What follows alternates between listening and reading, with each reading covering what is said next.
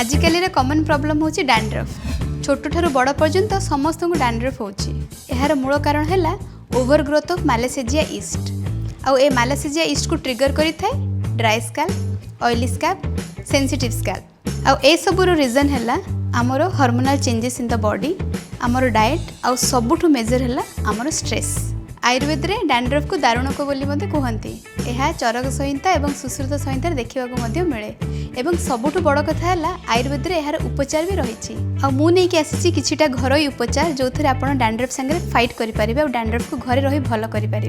प्रथम उपचार 2 चम्मच उषुम नड़िया तेल रे 1 चम्मच लेंबू मिसाई ताकू आम स्कैल्प रे भलरे मसाज करवा। 2 घंटा पर ताकू वॉश करनेबा माइल्ड शैम्पू रे। नड़िया तेल रही हाइड्रेटिंग प्रॉपर्टी जहाँ आमर स्कैल्प ड्राइनेस को दूर करिवो।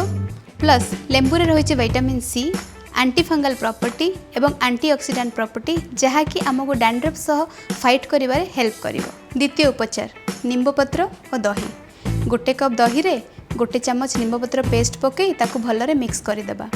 ताकू स्कैल्प रे लगई किछि समय छाड़ी ताकू माइल्ड शैम्पू रे वॉश करदेबा। जदि आमे निंब पत्र फुटा पानी रे वॉश करूछि आहुरी भलो। निंब पत्र रे रहिछि antibacterial, anti fungal and antiseptic property जोटा कि आम स्कैल्प रो सब प्रॉब्लम को दूर करिवो। दही रे रहिछि लैक्टिक एसिड जोटा कि आमर डेड सेल को रिमूव करिवो। आ दही रो क्रीमी टेक्सचर आम हेयर रे मॉइस्चर मेंटेन करिया पई हेल्प करिवो आ स्कैल्प को सूदिंग रखिवो। तृतीय उपचार घी कुआरी बा एलोवेरा, कैस्टर ऑयल बा जड़ा तेल।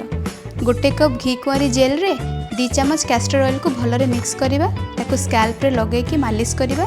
2 घंटा पर ताकू माइल्ड शैम्पू रे वॉश करदेबा। जड़ा तेल जहाँ आम कैस्टर ऑयल बोली कहू से अच्छी रेसिनोलिक एसिड जहाँ एंटी इन्फ्लामेटरी प्रॉपर्टी हिसाब से काम करे एवं आम स्कैल्प को सूदिंग रखे।